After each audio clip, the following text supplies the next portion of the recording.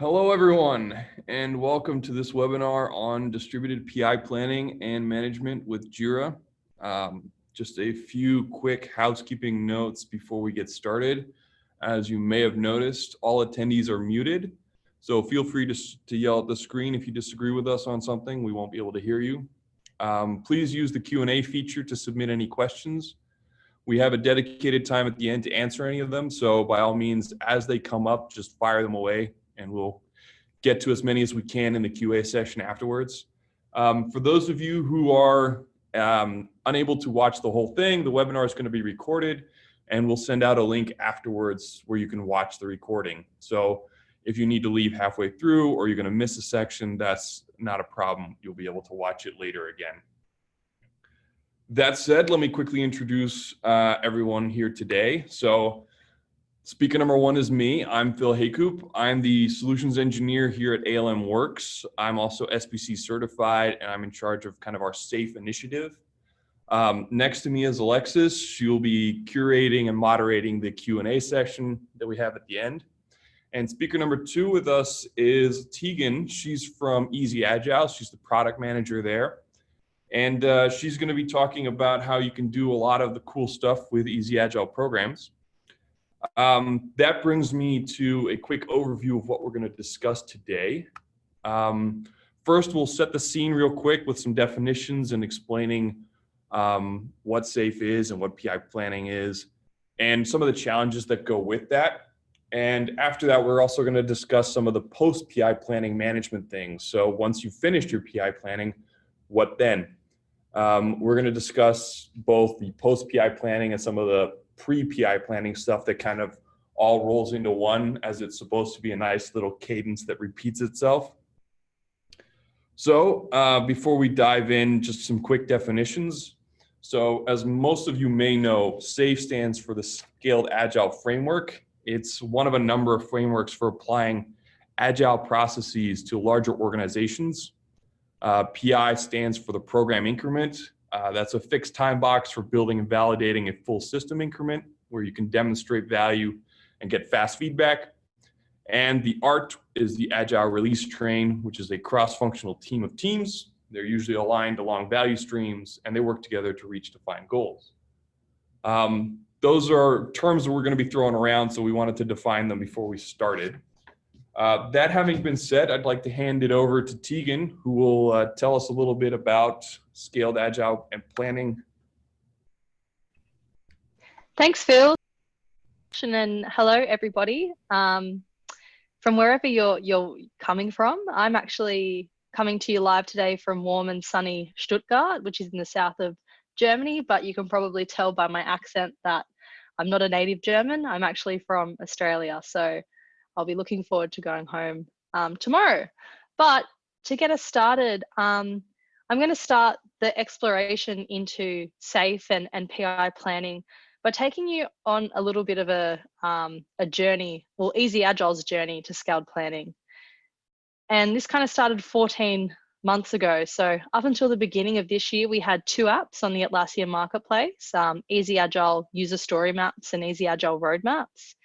And what we were hearing a lot from our larger story mapping and road mapping customers was that while those apps were great at the team level, so in terms of like executing and planning the day-to-day work for an individual team, they lacked that visibility into the work that multiple teams across their organization were doing.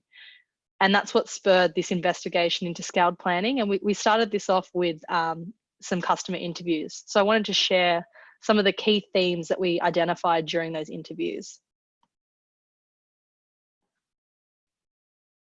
So on the screen, you can see some of the key themes that we started to pick up on in our initial conversations with those larger story mapping and road mapping customers. And I've summarized kind of the main three for you here when it came to the challenges of not just scaling their planning, but also doing that in JIRA. So the first that was super evident was this idea of cross-team visibility. And the companies that we were talking to, they were super interested in visualizing the work that multiple teams were doing at any given moment. Next, and And probably the most prominent theme that we picked up on in our conversations with customers was the importance that understanding cross-team dependencies was to either the success or failure of a program or a project. And our customers were telling us that it was really difficult for those dependency relationships to be visualized and brought to the surface in JIRA. And the third theme that we heard kind of time and time again from our companies that were using our products were that they were pulling on frameworks to help them scale the success they had with Agile at the team level across the entire organization. But the biggest challenge about the adoption of frameworks was that they didn't know how that those frameworks would work within the confines of JIRA. And I guess based on the title of the webinar and Phil's descriptions, we're going to focus specifically on the SAFE framework, so the Scaled Agile framework. And if you're familiar with SAFE, one thing that you're probably aware of is that it's a fairly large and robust framework in its entirety. So we were hearing from customers that they were adopting just one aspect from the Scaled Agile framework, and that was program increment planning. And I'm going to refer to it from now on as PI planning. It's a bit of a mouthful, but that's what it stands for.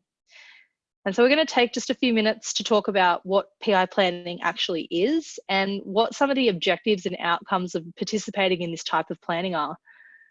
So at a very high level, PI planning is a 2-day event which sees all members from an Agile release train. So if you remember Phil's definition, that's kind of a team of teams, cross-functional group. And they come together to plan out their next program increment. And a program increment for many might be a quarter, or if you're more prescriptive to the way that SAFE defines a PI, it's probably 10 weeks worth of work. And so what will happen in this PI planning session is that a product manager will kind of set the vision in the shape of top upcoming features for the next increment of work. And then they ask the teams within their program to identify and plan the work that they need to do to help support the achievement of the features that they've set out. Once each team has gone away and they've identified what they need to do to help the success of that feature, they'll go and talk with the product owners and other developers from other teams to identify cross-team dependencies. And the way that those dependencies are communicated to the rest of the Agile release train is kind of like what you're seeing in the image on the screen. It's using those pieces of physical string to tie one issue to another to represent that a dependency is taking place.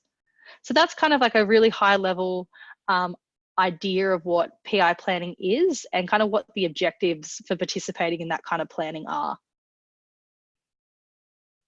Of course, there are some challenges with running a physical PI planning session. Probably the most obvious is the expense associated with this activity. So we want, ideally every member of our Agile release train to be physically present in one location for a PI planning session.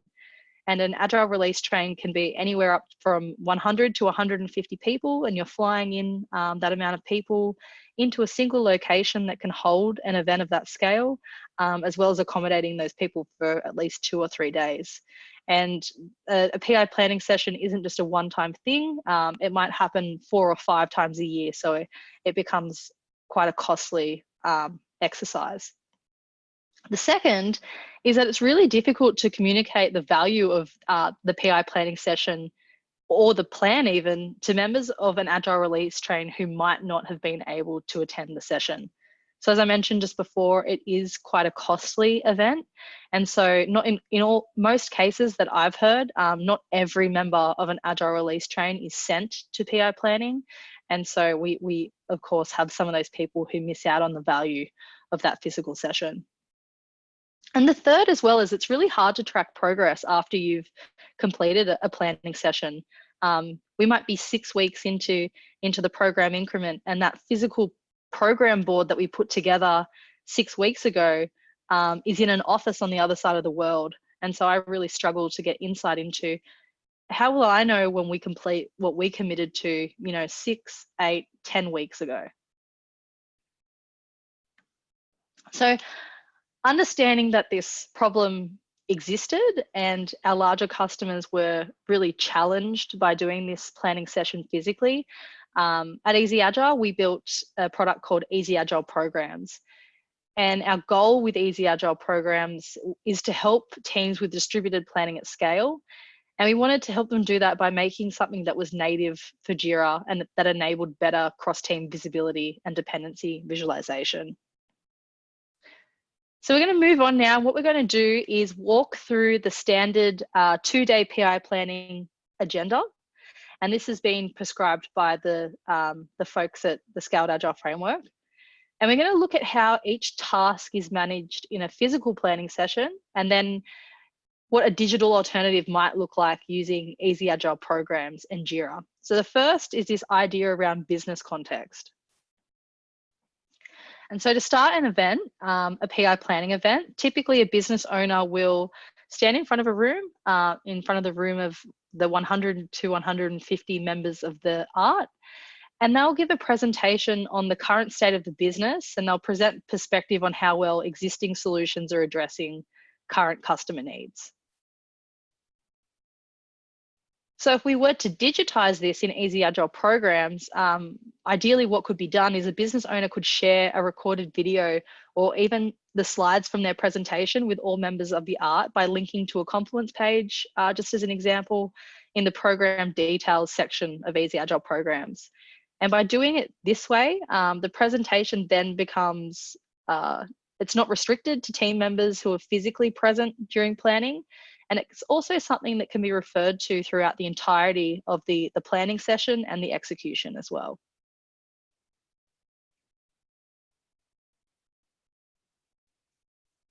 Then we move on to the idea of a product or solution vision, and also the architecture vision. And this is something that I mentioned a little bit earlier in today's session, where a product manager will present the top 10 upcoming features to a program. So we'll see how this typically looks in a physical session.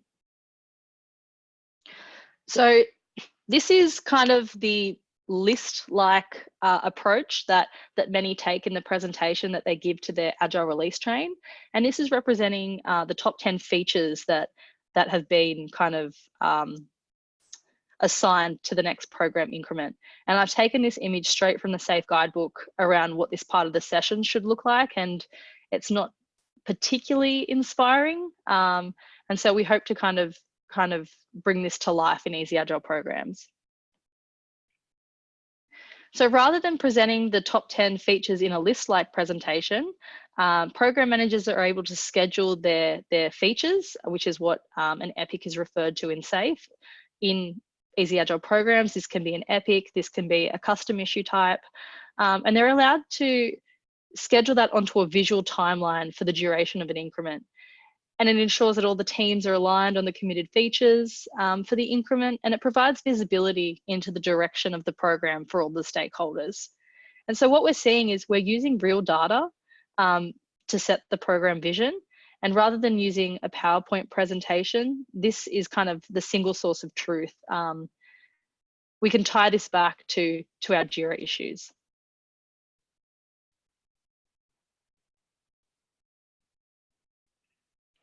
So next, and probably the most important part of a PI planning session, is the concept of team breakouts. So we'll see what this looks like in a physical planning session. So in the breakout, this is where teams work individually to estimate the capacity for each of their sprints in the program. This is where the teams will come together to identify any new or existing issues from their backlog that they need to plan out to help achieve the set features. And this is all typically done pretty physically, so using post-it notes, for example, and each team's draft plan will be stuck on a wall for all of the Agile release train to see, very much like what you're seeing in the image on the screen. And then after we've identified what we need to do for feature completion, we'll identify the dependencies between our team and other teams within our program. And we'll depict these using pieces of string, literally stuck from one issue to the other to the rest of the program. So in Easy Agile Programs, each team has their own team planning board. So as I mentioned at the beginning of the team breakouts, product owners and their teams need to set the capacity for each of the sprint within their program increments. And you can see pretty easily here that a product owner is able to do that with inline edit. We do have the desire to eventually pull in a team's historical velocity, and then obviously give them the ability to inline edit that based on capacity. You know, team members are out of the office, team members are on holiday. It obviously affects our capacity, but for now, it's an inline edit function.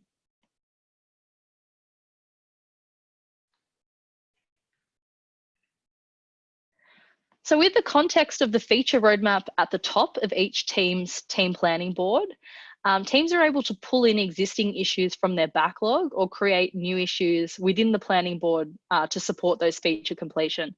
So by selecting a feature on the roadmap at the top, like what I've done, and creating a new issue, what I've actually done is I've automatically created that EPIK link to those issues. And if I select a feature with the backlog panel open, it will also filter down my backlog by what issues are linked to that particular EPIK.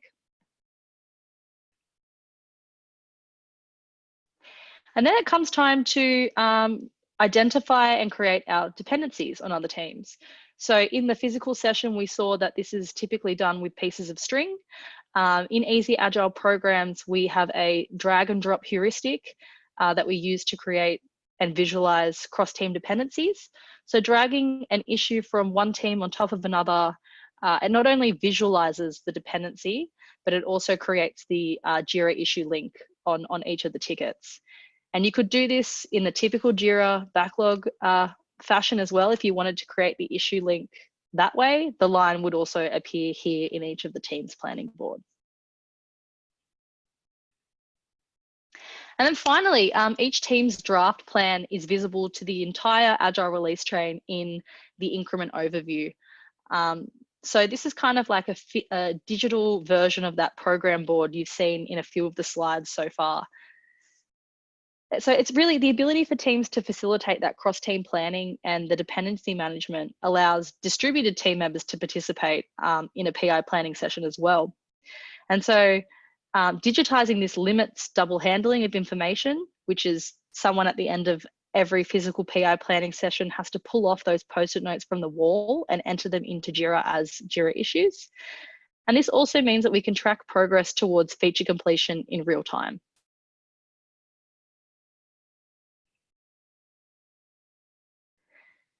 And we move on to the draft plan review and any plan reworks that need to be done to the estimation, resources, or stories. So if we can see what this looks like in a physical session.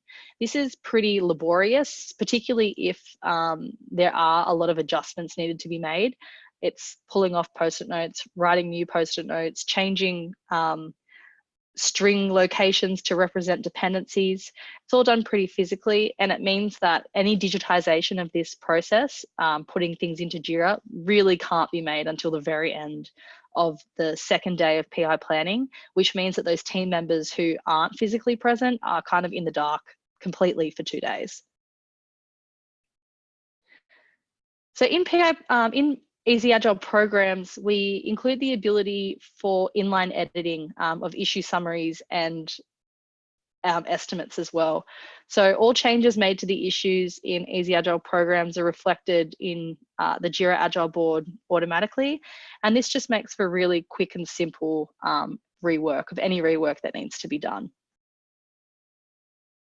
And with that, that's kind of the process from start to finish of a PI planning session, and what a digital version might look like leveraging programs and JIRA.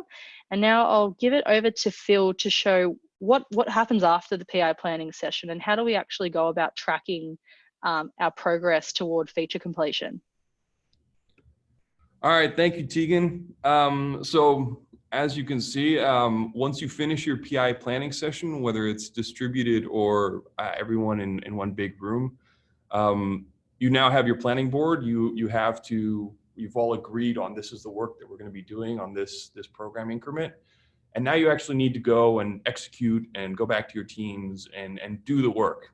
And Oftentimes, this is also where the rubber meets the road. So you'll actually see times where your plans that you made originally are going to be running into issues. You'll need to update information again. And structure is a great way to organize a lot of this information. And using the rules, you can actually use your JIRA database, which is where all this information lives.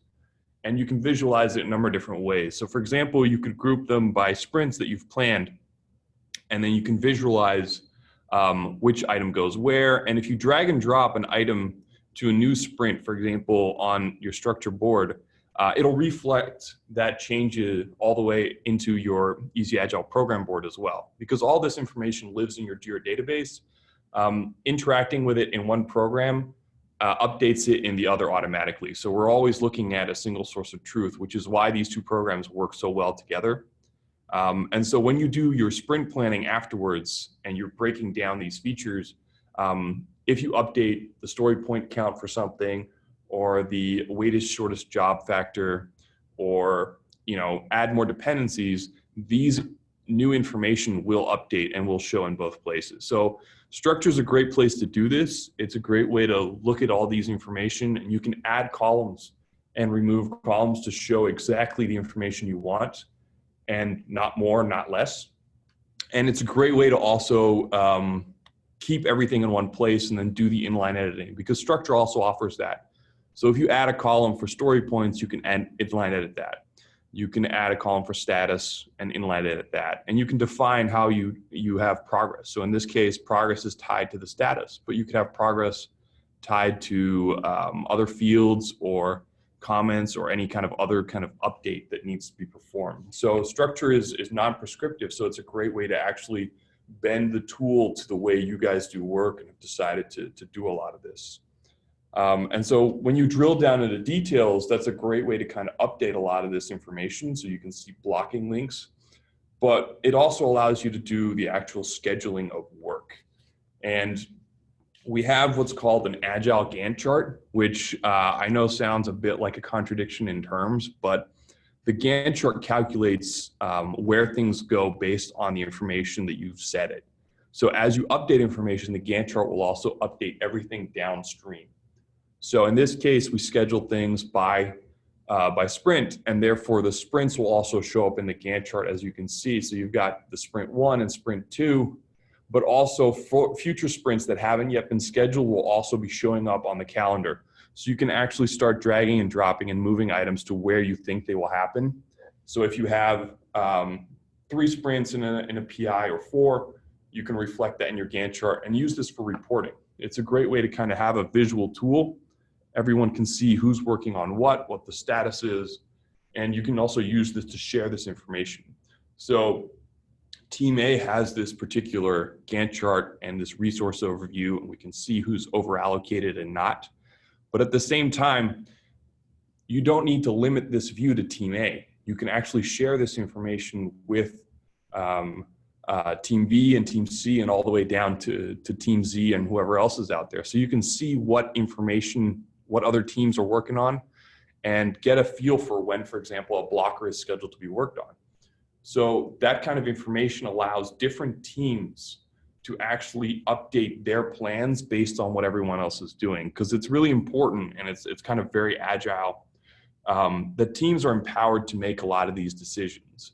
So as this information is in JIRA, and whether you're working with Scrum or Kanban or whatever it is that your teams end up doing, the information can be visualized, whether it's for your own team or another team, and shared. And using that, you can actually give people the best opportunity to make a lot of decisions, avoid problems before they become problems, things like that. And not only does this happen on the team level, but we can actually do a lot of this on the big picture level as well. We can roll up a lot of this information from the stories and even the subtasks all the way up to past the PI level if we want to. So we can actually have the initiatives, the strategic themes, the strategies, they can all end up on a single board. So you can look past the PI if you want, or just at the scope of your PI. And using the ability to script fields, use formulas, add visualizations like the health in this particular case with emojis, you can add a lot of information and use that to show what the current status of the project is. And whether this is information that you want at the team level or at the portfolio level or all the way up the top to the C level that you need to be reporting to, because the information is the real-time status of everything in your JIRA database, you have basically where things stand today. It's not a snapshot from yesterday, last week, or when someone last exported things to an Excel sheet. This is real-time data. So as people update, these things will update as well. Updates to budget, updates to time spent, current status notes, everything is completely up to date. And using that kind of information allows people to make better decisions, and it empowers the teams. And empowering the team obviously allows you to get better information out of them, to have them be more agile. They don't need to be managed. There's no management layer that needs to communicate between them because they have the tools at their disposal to do all that. And when you reach the end of one of these program increments, there is a dedicated sprint to inspect and adapt. And that's something we've seen done with structure as well. Because structure can be tied to the Confluence pages, you can dedicate a single Confluence page to that particular strategy or that particular program increment. And you can use that single place to have everyone go to and update. So for example, we could use one of our test management tools to see how everything passed. You can use this to manage your DevOps of the solution that comes at the end of your PI. And if something happened, if it's blocked or if it failed, then you can explain why. You can add notes, and you can add your general inspect and adapt things. So what went well, what could have gone better, were you ready for the demo? And it's a great way to gather feedback in a central place. And because these tools are accessible to everyone, it also kind of helps facilitate as opposed to forcing people to use the same tools, because the advantages are all kind of baked in. It encourages people to all work through the same workflow. So everybody goes through the same process, and you don't have to keep reminding people like, hey, I need you to update this, I need you to update that. And even if you do, that's immediately evident, and you can actually just call on them there, and you can see the updated information there. So it's a great way to kind of get an overview, use all this information to gather that experience that you've been working through in your PI, share that knowledge, put it in a central place, use it to learn. And as you are learning about these interesting things and reviewing what went well and what didn't go very well in your PIs, you're ready to take on your next one. So now it's time to repeat. You take your inspect and adapt information, you share it with everyone, and you get ready for your next program increment. And hopefully you failed a few times, but next time you're ready to learn from that and do it better. And then you get into your next program increment and repeat. And that kind of brings us to the end of what it is we wanted to talk about. We'll have the QA session now, so I'm going to hand it all over to Alexis, who will moderate some of the questions that have come in. Yes, we have a few questions that came in. Sebastian is wondering, which JIRA issue type do you use to represent safe feature? So in general, we see above the team level, most organizations will create a new project for each level of issues, or several even. And so most of the time, features will end up being their own custom issue type. And that allows people to add custom workflows and fields that they feel are tied to it. I don't know, Tegan, if you've seen different than that, but that's usually how we see it. Yeah, I've also seen situations where companies will use the standard JIRA EPIK as a feature. And there are translation kind of apps on the Atlassian Marketplace that will translate the word EPIK to feature. We do know that a lot of the difficulties in adopting SAFe are actually around the language and getting on the same page. But in easy agile programs, for example, that feature could be any issue type, as Phil said. The example I showed was just using a standard JIRA EPIK, but if you had any custom issue types, then you could use them to represent a feature as well. Great. We have another question. What is WSJF basic on one of the structure screens that were presented? So WSJF, or WSJF, as some people like to say, stands for Weightest Shortest Job First. It's a way to prioritize the work. Simply speaking, it's a quantization of the biggest bang for your buck. So the most amount of value for the least amount of work. And in structure in particular, we have a column that showed that particular value. In the example I showed you, we have, actually, if I'm allowed to just skip back, WSJF was the column here. You can see it's second from the right. And it's a calculated column. So we have formula columns that can do calculation based on other fields. So there's an actual formula that basically adds story points and other business value, and then divides it by the scheduled amount of work. And using some weighting factors, it'll give you a value. And we have one. The Scaled Agile organization has a slightly different formula with different weighting factors and using different fields. And naturally, you can completely customize it to your own needs. So it exists in structure more as an example in terms of like, this is how you can make one. And obviously, we recommend you tailor it to your own needs if the one we have out of the box doesn't work. But it's kind of an attribute there, and you can sort by it too. So it's an easy way to kind of see what's going on. Going off of that same question, was structure.testy used for the demo? It was added to the big picture screen and for the inspect and adapt. Structure.testy, for those that don't know, is a lightweight testing client. And originally it attaches to an API from any other testing program. So whether it's from Bitbucket or anything else, and it'll show you the results. So if the build failed, it'll show failed. If it build passed, it'll show passed. But we've seen a lot of people use it to manually kind of check off the status of features. So you can add different elements to it. And if I'm allowed to dash through my slides again, you can see it here on the left as the risk factor value. So you can see it mitigated, blocked, medium, and low. And you can also see, for example, the little icon left of it is who updated that value. So it's a great way to kind of use it to track who signed off on work or who said there was a problem. And we use it as well here in the inspect and adapt, where it's tied to the current status of the inspect and adapt, whether people have filled it in or not. And like I said, you can customize the text in there. So if you don't want green to say passed but done or approved, then that's totally up to you. But it's an extension that you can get. It's free on the marketplace, and it integrates seamlessly with structure. Great. Next question. How do you track changes of dates due to underlining changes on the EPIK or story level? Tegan, you want to tackle that? Yeah, I guess the short answer is that in Easy Agile programs, we don't. I guess the question is asking about like a change history, so you can track who's changing what and when it changed. Natively in programs, we don't expose that information. I guess on the story level, you can see that in kind of like the change log.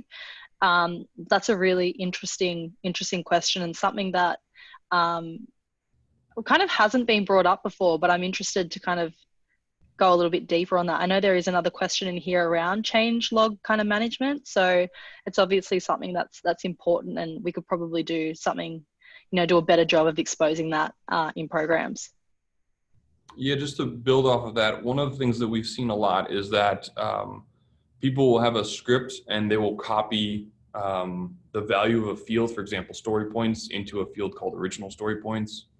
And they'll do it for other things because they want to keep the latest or the original estimate and stuff like that, just to compare how things have kind of progressed.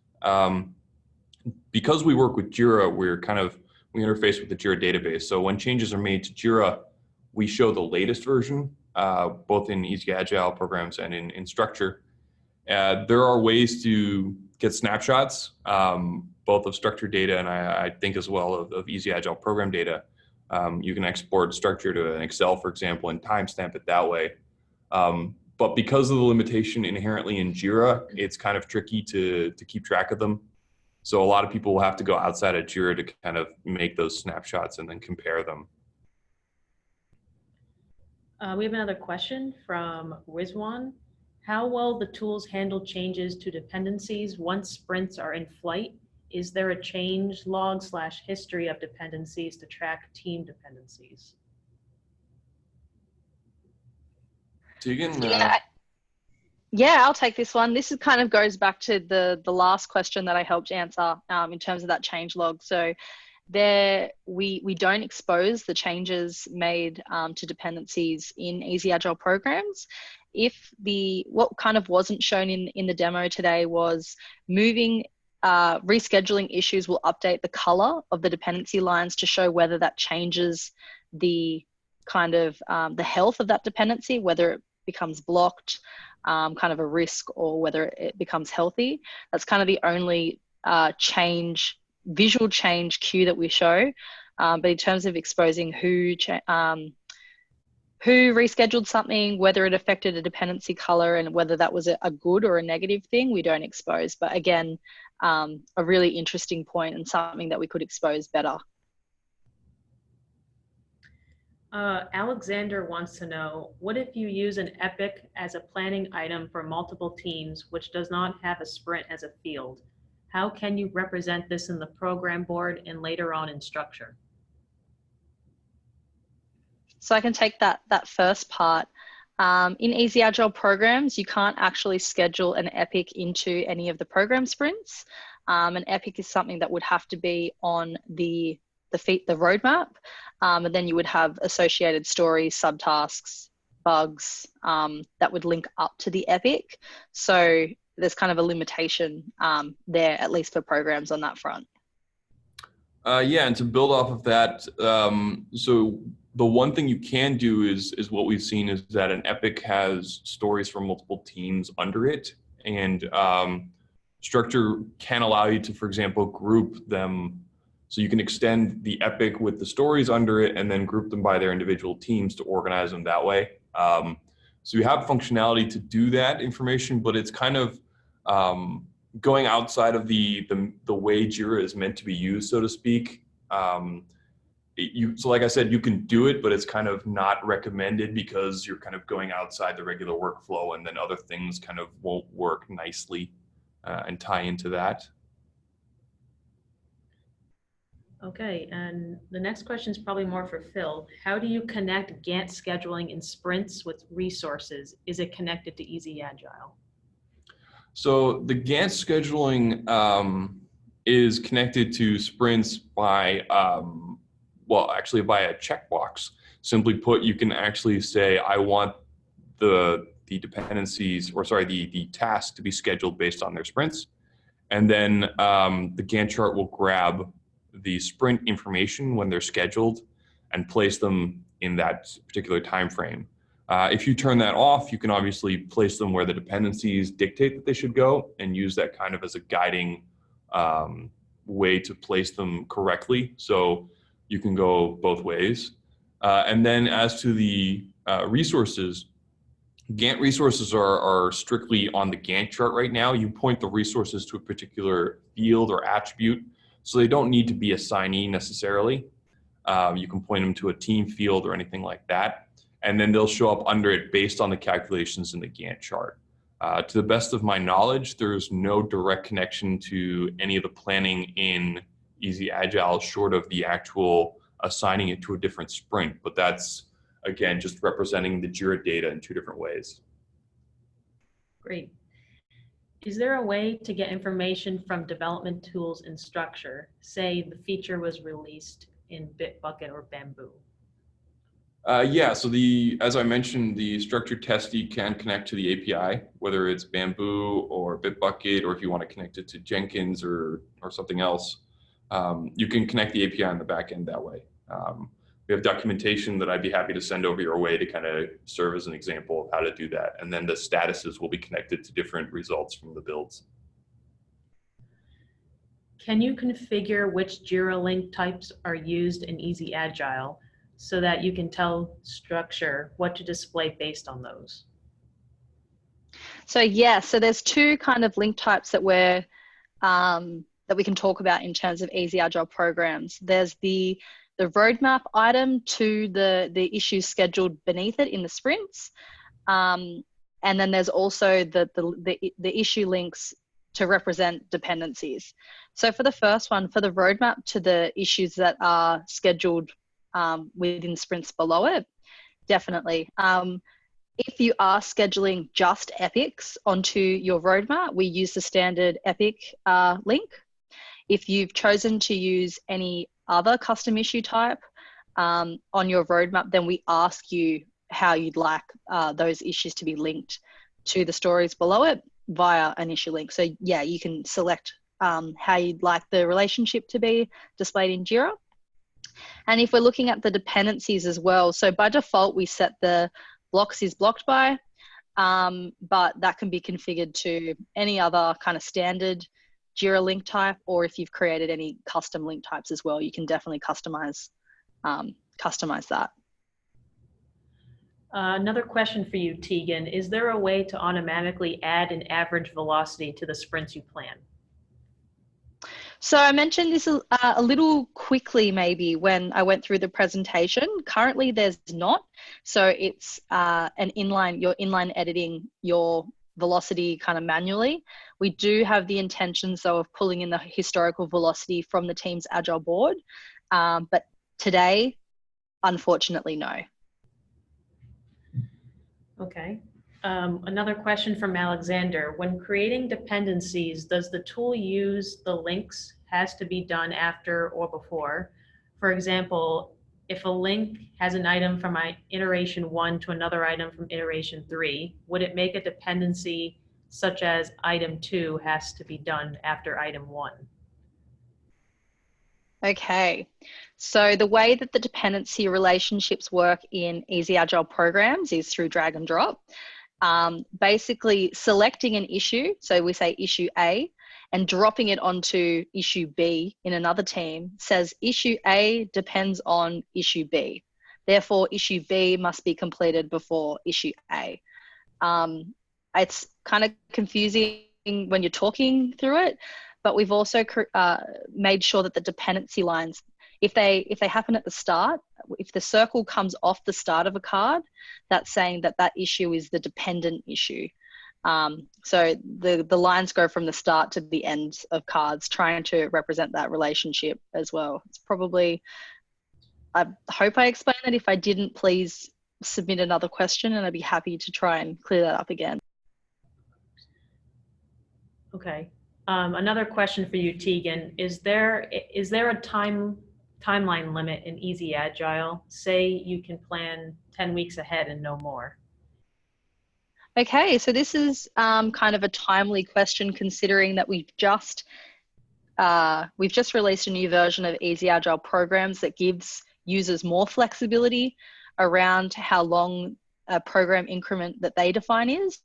So the sprint length options can be from 1 to 4 weeks, and the number of sprints, I believe, can be anywhere between 5 and 12. So you could plan like 6 months in advance, I guess. I wouldn't recommend that, but they're the kind of two options: 1, 2, 3, or 4 week length sprints, and between 4 to 12 sprints in an increment. Great. Another question for you, Tegan. Is Easy Agile programs available for JIRA Cloud? If not, are there any plans for that?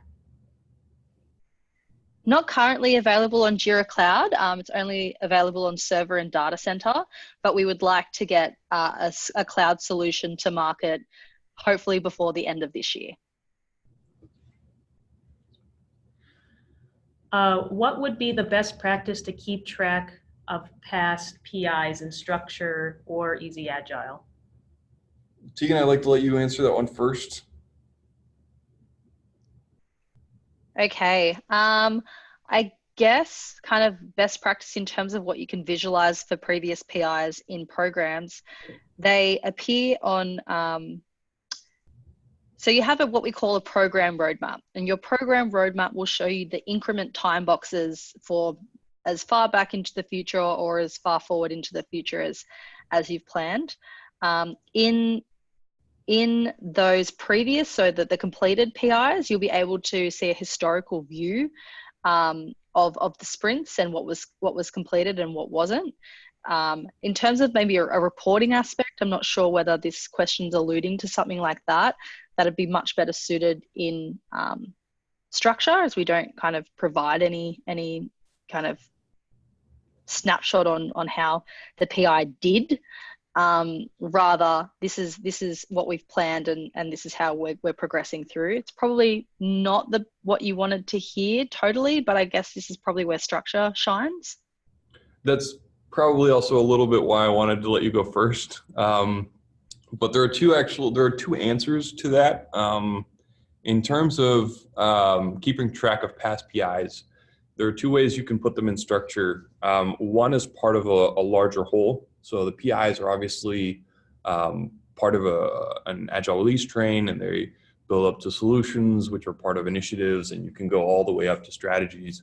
And if they are part of an active strategy or anything that you're currently still looking at, you can still have them in your big picture on structure. So even if they're finished and completed, you can visualize them and keep them visible and have them there. And because they're still relevant in that sense, because they have accomplishments and they have work that has been logged that rolls up into the total progress of something else. The second answer to that is when you look at it as a standalone. And what we see is that oftentimes people will make a different structure purely for the program increment, and they will keep track of the sprints inside that. And then when it's done, they will keep the structure, and oftentimes they'll archive it. You can actually archive structures much in the way that you can archive JIRA issues. And this is actually a great way to tease something that we've been working on as well, because these past information inside these program increments would be a great way to kind of use to kind of see how your teams have been performing, what their cadence is, how consistent they are across multiple PIs. And we've developed a tool that we kind of soft launched at Summit a few months ago, and that we did a webinar on previously. So if you're interested in what I'm about to say, I encourage you to look that up. But it'll allow you to take past data from your teams and look at how they would potentially perform going into the future. And you can use this for things that are not yet fully groomed. So you can actually assign epics before they've been broken down into stories and see potentially how this will affect the roadmap. So as I said, that's something we did a webinar on previously. So I highly encourage you to look into that if that's something that tickles your fancy. Here's a question for you, Tegan. Is there a way to export the data in a nice and fancy way from Easy Agile to show stakeholders who live outside of JIRA? Yes, so not currently, but we have been asked whether we can provide a PDF export, particularly of the increment overview.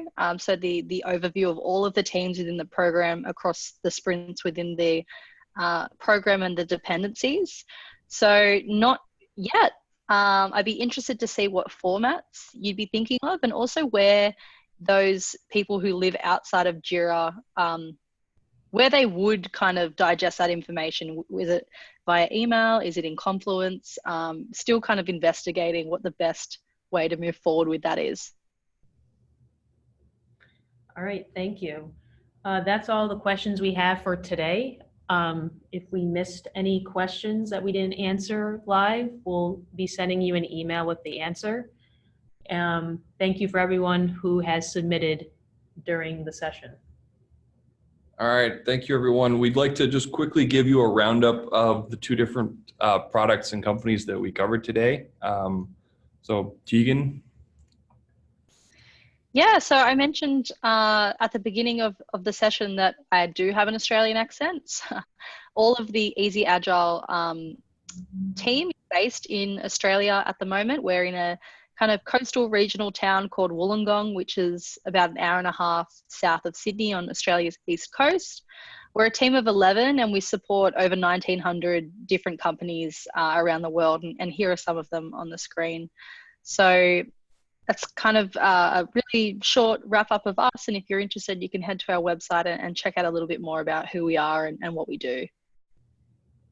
Awesome. And so as hopefully everyone or most of you will know, so we make Structure and the Structure family of products.